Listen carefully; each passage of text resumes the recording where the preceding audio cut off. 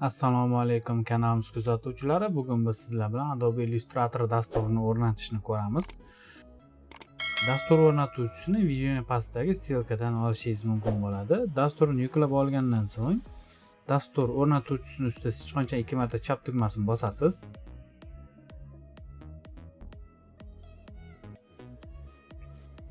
Bizda muloqot oynasi hosil bo'ladi. Bu muloqot oynasidan dastur arxivdan fayllarni chiqarib olish kerak bo'ladi.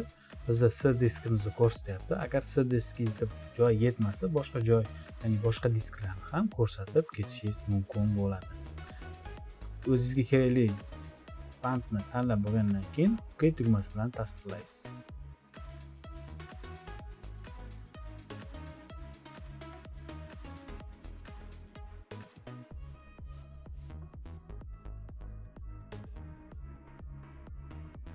Dastur fayllarni arxivdan chiqarib bo'lgandan so'ng bizda yana yangi muloqot oynasi hosil bo'ladi.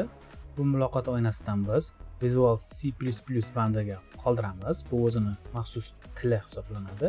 Ustanavit Hide.ru bandida, bu bandda repak dasturlar haqida ma'lumotlar berilib boriladi. Agar sizga bu band kerak bo'lsa, qoldirishingiz mumkin.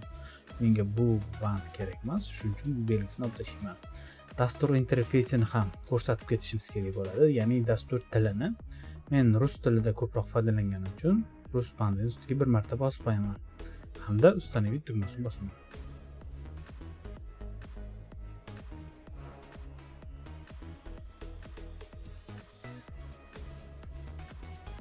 Yangi ochilgan muloqot oynasidan yoziq bandidan o'zingizga kerakli tilni tanlaysiz. Bir qancha tillar bor. Ruskini tanlayman men. Mana расположение, ya'ni dastur qayerga o'rnatilsin. Yondagi papka piktogrammasini bosib o'zingizga kerakli bo'lgan joyni o'zgartirib olishingiz mumkin bo'ladi. Endi C diskimda joy yetarli bo'lgani uchun bu joy bandni o'zgartirmayman. Hamma kerakli sozlamalarni qilib bo'lgandan so'ng продолжить bandini bosasiz. Dastur o'rnatilishga tayyor hamda mana dastur o'rnatilish boshlandi. Hammani kompyuterda har xil vaqtda bo'ladi. Albatta, kompyuteringiz kerakli sozlamalarni ko'rib, grafik dasturlarga mo'ljallangan o'yin bo'lmadi deganda, o'yin uchun sotib olingan noutbuklar yoki personal kompyuterlar bo'lsa maqsadga muvofiq bo'ladi. Yoki siz buni Illustratorni bundan oldingi versiyalarini o'rnatsangiz ham kerakli natijaga erishasiz. Albatta, kompyuteringiz ham kuchli bo'lishi kerak bo'ladi Illustrator dasturi uchun.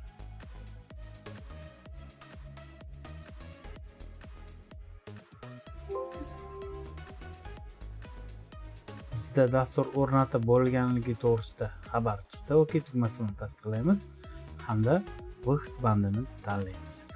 Рабочий stolimiz, ya'ni ish stolimizda dastur piktogrammasi chiqdi. Bu piktogramma ustiga 2 marta chap tugmani bosamiz. Aytganimda 1987-yilda dastur birinchi versiyasi Mac operatsion sistemasi uchun ishlab chiqilgan. Illustrator 2019-24 oktyabrdan boshlab ishlatilib, to'g'ri eng oxirgi versiyasi chiqdi. Biz ham eng oxirgi versiyasini o'rnatib ishlatib ko'ryapmiz.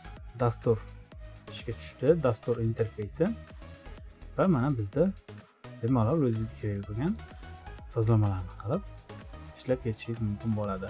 Fayl bandida noy band va shu ketma-ketlikda hujjatlarni, ya'ni vektorli tasvirlaringizni yaratishingiz mumkin bo'ladi. Do'stlar, bugungi videomiz bizda shu edi. Nimadir tushunmovchiliklar yoki savollar tug'ilsa, kommentariy qismiga yozishingiz mumkin. Kanalimizga a'zo bo'ling. Eng sara videolarni kuzatib borishingiz mumkin bo'ladi. Rahmat, sog' bo'linglar.